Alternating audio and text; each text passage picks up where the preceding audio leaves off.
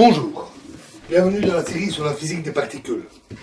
Alors, en plus de quelques petits trucs que nous avons déjà vus sur les interactions entre électrons et positrons, je vais donner quelques résultats ici significatifs. Même si dans l'étude du positronium, on se restreint à un pur système électromagnétique, quelques-unes des méthodes sont utiles dans d'autres circonstances, tels que des modèles de quarks ou de hadrons liés. Alors la différence d'énergie entre les états de base du positronium, le plus haut qui est l'état triplet dit orthopositronium, et le plus bas, l'état singulier dit parapositronium, qui sont notés 1, 3, S1 et 1, 1, S0,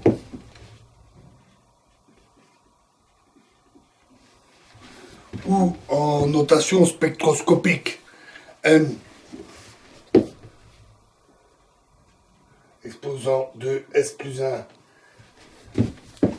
LJ,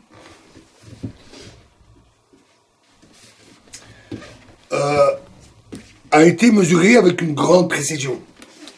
Alors, les valeurs notées pour la séparation hyper fine sont delta TS est égal à 2,033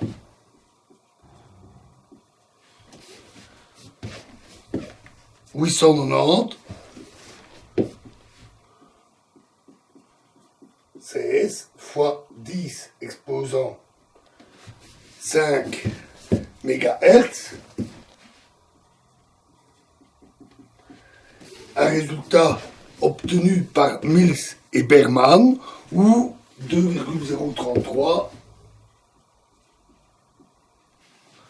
849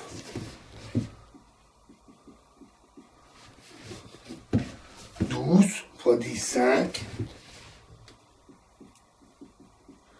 MHz, résultat obtenu par Egan, Fritz, Hughes et Young. Des mesures plus précises même ont encore été obtenues plus récemment, notamment dans l'étude de l'antimatière. L'intervalle correspondant est quelquefois appelé structure fine du positronium. Récemment, Mills, Béraud et Carter ont aussi mesuré l'espace entre les niveaux triplets excités, c'est-à-dire pour n égale 2. Donc E 2, 3, S1, moins E 2, 3, P2,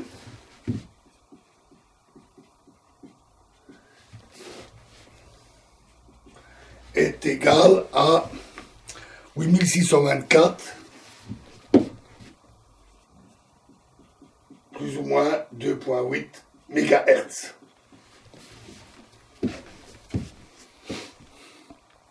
Rappelons que tous ces états sont instables. L'électron et le positron ont tendance à s'annihiler en 2 ou 3 photons. On a déjà parlé de la largeur radiative de l'état de base à l'ordre le plus bas. Alors, commençons par un calcul approché. On peut comprendre la grandeur et le signe de la séparation singulier triplet du positronium en notant qu'elle correspond à la somme de deux effets.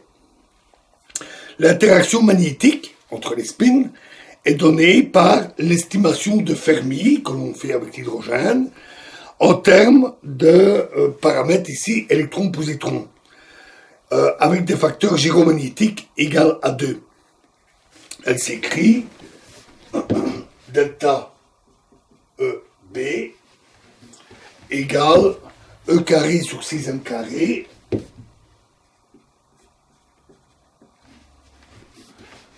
fois phi 0 carré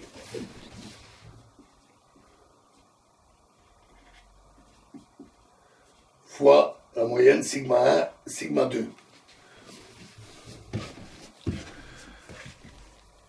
Où phi 0 carré, c'est le carré de la fonction d'onde non relativiste à l'origine, pour un système de deux particules de masse identique. C'est-à-dire que phi 0 carré, c'est m alpha cube sur 8pi.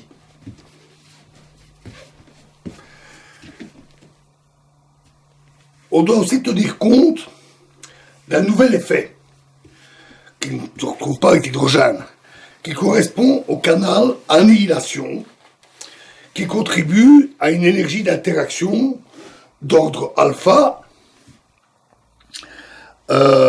pour l'état triplet seul, à cause de sa conjugaison de charges impaires. Le décalage d'énergie désirée peut être calculé à partir d'un potentiel effectif qu'on peut identifier avec l'élément de matrice T qui correspond au seuil, donc S égale I plus IT, seuil multiplié par phi 0 carré. On a vu que l'amplitude de diffusion au seuil est donnée par moins E carré fois V bar de gamma nu U1, gamma nu U1, U bar 1, gamma nu V 2, divisé par 2m carré.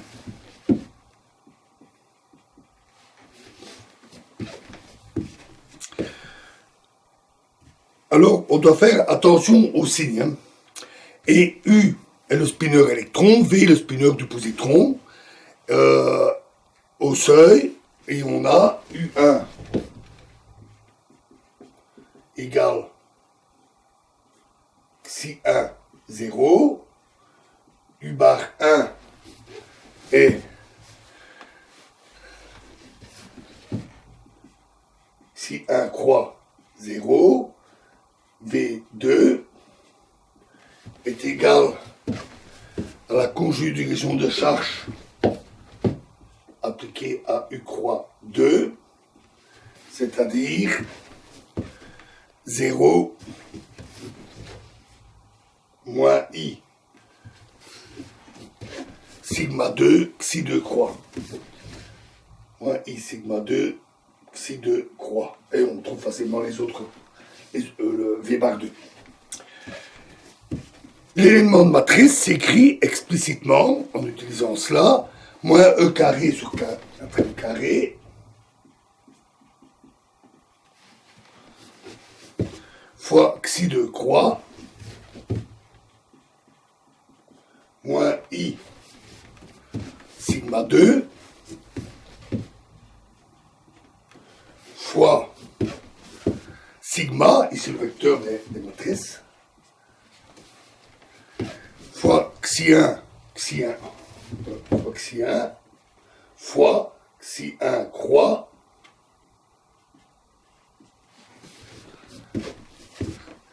sigma fois moins I sigma 2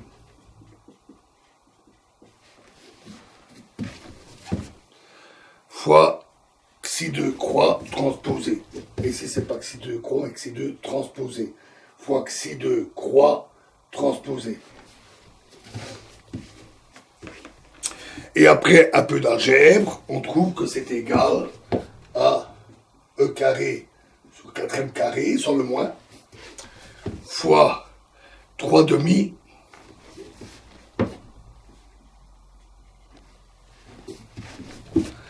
xi 2 croix fois xi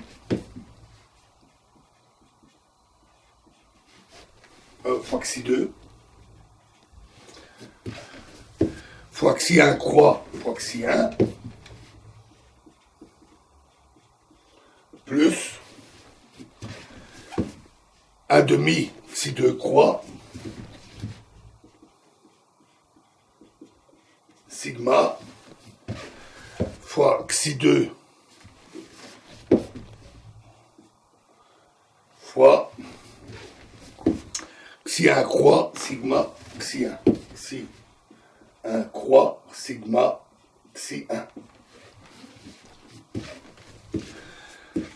Et on trouve ainsi que delta A est égal, le A, le B sont conventionnels, E carré sur 4m carré fois phi 0 carré fois, donc l'élément de matrice, 3 fois sigma 1, sigma 2, demi. 3 plus sigma 1, sigma 2, demi. Alors, notons que le terme, ici, ce n'est rien d'autre que S carré.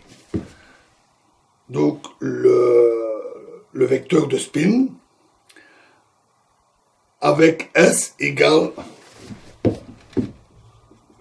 sigma 1 plus sigma 2 demi, qui est le spin total.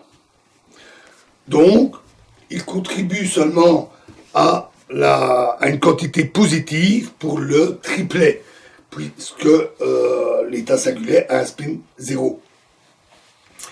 À l'ordre le plus bas, la dépendance au spin de l'état de base, au décalage d'énergie, est donc attendue être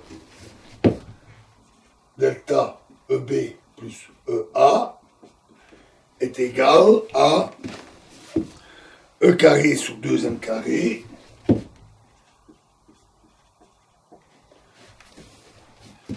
fois phi 0 carré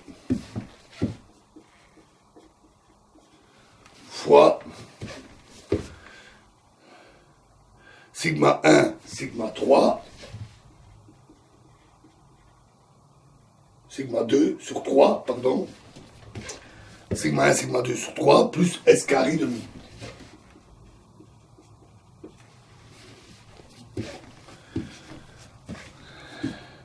Alors, pour obtenir la séparation hyper fine, on soustrait les valeurs correspondant à grand S égale 1 et 0, les deux états, et on trouve donc que delta ETS est égal à 2/6 alpha carré fois RID. Où RID est la constante de Rydberg qui vaut M alpha carré sur 2 qui est égal à 3,28 98,4 fois 10 exposant 15 Hertz. Et donc cette formule prédit un delta E égal à 2,04 fois 10 exposant 5 MHz.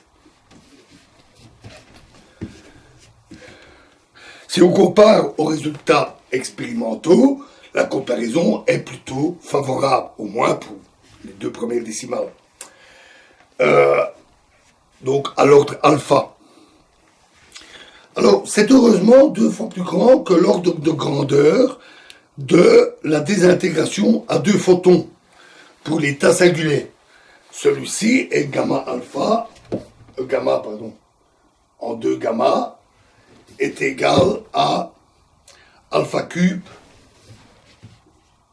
fois Rydberg. Donc le calcul de la séparation hyperfine sera un test précis à la fois de l'électrodynamique quantique et de l'application de l'équation de Bethe-Salpeter. Alors, après cette estimation, on va passer maintenant à un calcul plus précis. Donc ici juste les bases avant de passer à la prochaine vidéo. Notre présentation ici est inspirée du travail original de Karplus et Klein.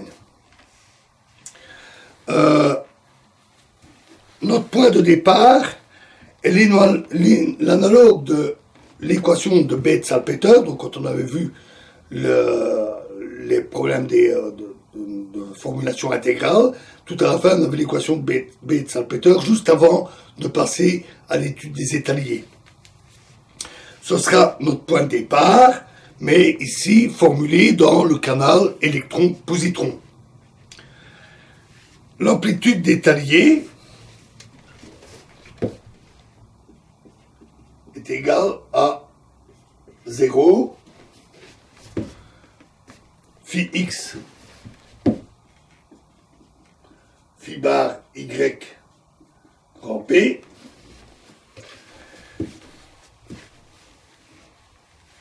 c'est une matrice 4 x 4 dans l'espace des indices de Dirac. On doit insister sur le fait que Xi est une quantité qui est covariante de jauge. Donc, par conséquent, il n'est pas indifférent de choisir une jauge particulière.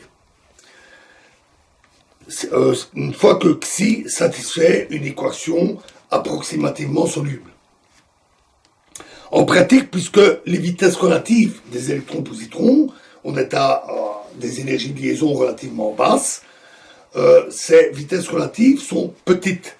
Et on s'attend à ce que l'approximation non relativiste de l'énergie de liaison soit un point de départ raisonnable. C'est-à-dire E0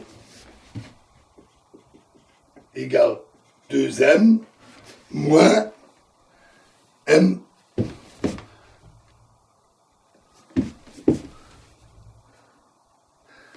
alpha carré, donc l'énergie de masse moins l'énergie de liaison, et Xi est donné par une fonction d'onde de Pauly-Strödinger. Alors voilà, ça c'est la base, et nous commencerons à développer ce calcul exact, plus précis, dans la prochaine vidéo. Je vous remercie.